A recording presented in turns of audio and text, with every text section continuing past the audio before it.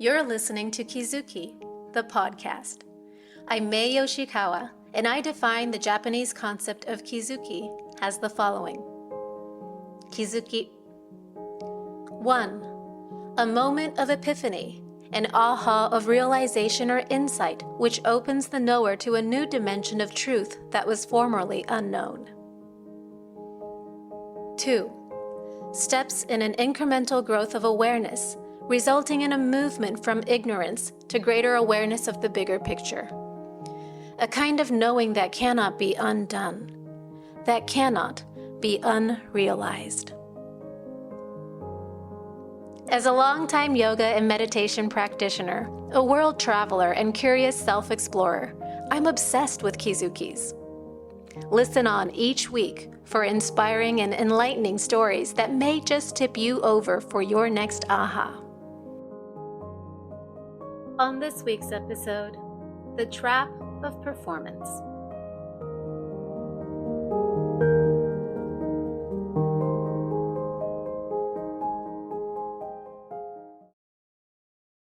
Today's Kizuki was another one of those quiet ones, but it stayed with me all day.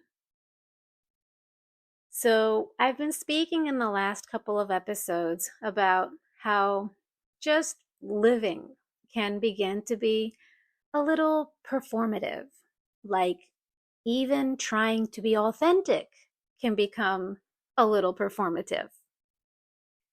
This, of course, is because we're all so cultured towards effort, to strive to be good, whether it's for our parents, society, the school environment. And in my case, I have freshly realized that my cultured self leans more Japanese. But let me get to that in a second. I want to talk today about what living beyond our cultured, conditioned, goody-goody selves look like. What it means to live from the heart, not the head. It's actually a lot trickier than it sounds, I think. In so many ways, our culture conditions us to behave a certain way from a very early age. It trains us to be thinkers, and that to be a thinker is to be a well-behaved person, and that is to be a good person, or a good parent, or a good girlfriend, or daughter, or coworker, or whatever it is. The list goes on and on. In all these roles that we play, we perform in subtle ways to be that good version of self. It's so natural to us that oftentimes we don't even realize it anymore until it wears us out. It makes us tired. It's like, remember way back when Instagram first started and it was fun to instantly get to post and share what you're up to for all your friends to see. And it was all well and good for about 2 seconds until it became a whole performative thing. That is to say, as we all know now, even being real can turn into something we perform for someone else. I don't know if you know of Cory Muscara. He's someone I really respect highly, and he's a longtime meditator, and he's an Instagram phenom. I hope you follow him if you don't already. There was this quote of his that really sprung out at me recently. He wrote, "If connection meant performing a certain version of yourself, you'll sabotage authenticity, because being real feels like being rejected." And oh my God, is that true for almost all of us? Because heck, we've been rejected, we've been scolded, we've been dismissed, we've been ignored for being the way we are in authenticity. And that hurts, right? It hurts to grow up in the world, in our environments, cultured by our parents and our school friends and society. It's not an easy road. And that's why it's still true that sometimes, a lot of times, authenticity feels risky. Yes, even now. Or maybe because of all of the paper cuts to our hearts, because of all of the painful experiences that we've survived, it feels like expressing our true selves might cost us love, like someone we care about might like us less. And so we learn to adjust. We learn to become a version of ourselves that we believe is more acceptable to someone else or to societal norms. And slowly, slowly, we begin to lose touch with the thread of who we really are. In meditation, there's a concept, the progressive path and the direct path. The direct path says there's no becoming, there's no fixing, there's not even really a practice to get there. It just says be. Immerse yourself in being. You already are what you are. You're already there at the goal. There's no striving. The progressive path says, sure, you want to just be. However, when you try to just be, all these memories come up from past hurt or past pain. Your mental patterns come up and you want to blame people or you have unforgiveness. Therefore, you need to practice, clear your karma, perfect your practice, and purify yourself so that you may just be. There's like a whole journey to the progressive path. But the crazy thing is, and so I mean, I suppose I should say that, I mean, ultimately the direct path, right? It's equality for all. Anyone can get there. It's available, and it's not held back for the ones who practiced most or the ones who are most educated or the ones who were lucky enough to come across this information. No, it's available to all.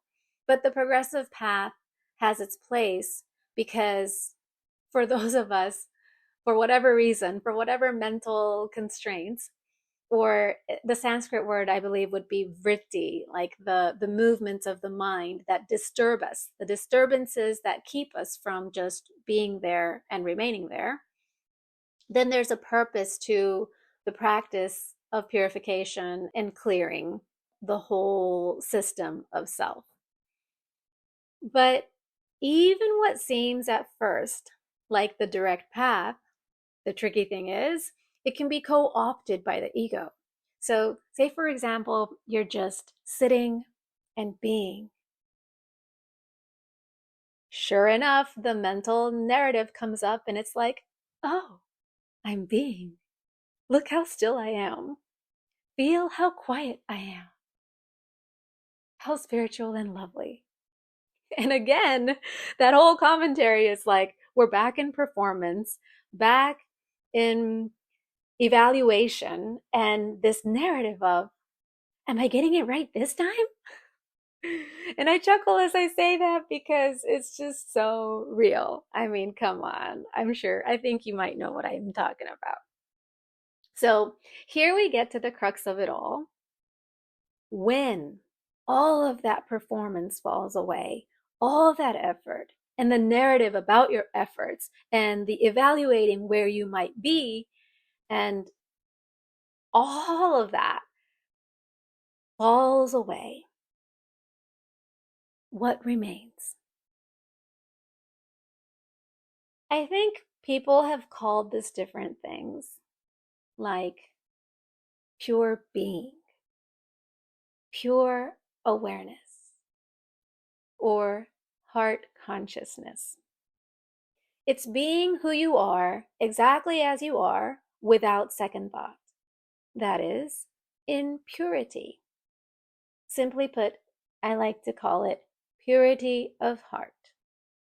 Not moral perfection, not superiority, just the absence of constant commentary. It's the most intimate kind of presence and innocent, like a child, like all of your thinking hasn't caught up to it. And yet, when we come back to that place as an adult, I feel it's the most courageous way to live a life. Recently, I've been reading Martha Beck's Finding Your North Star, which is an older title of hers, and she talks about the essential self and the social self. So, as I was reading this book, I realized something I think I knew a long time ago, but I started to see it in greater clarity. My social self is shaped by Japanese norms. Duh. Well, of course, because I grew up in Tokyo, right?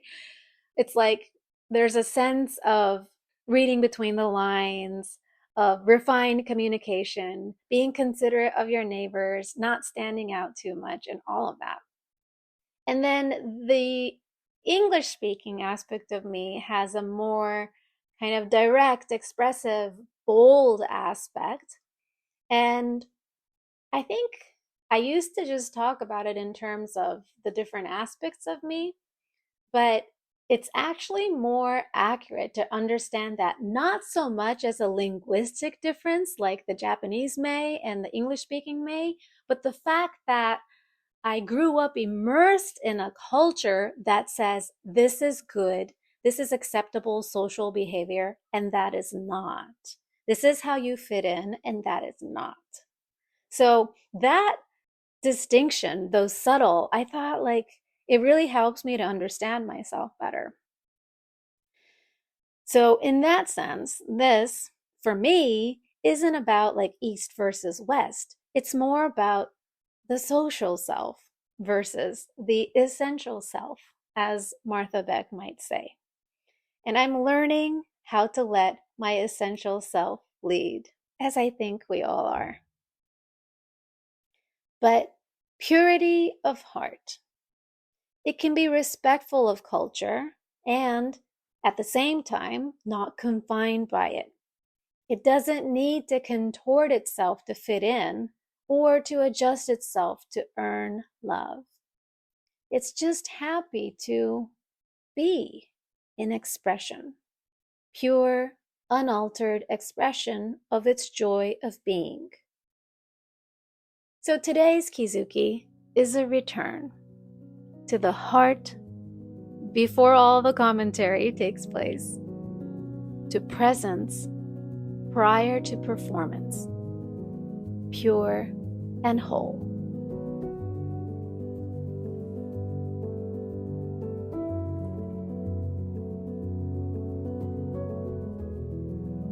Thank you for listening. Learn more about me and my Kizuki journaling Mae method at my website, kizukijournaling.com. That's KIZUKIJOURNALING.com. Or find me on Instagram at MAEYOSHIKAWA.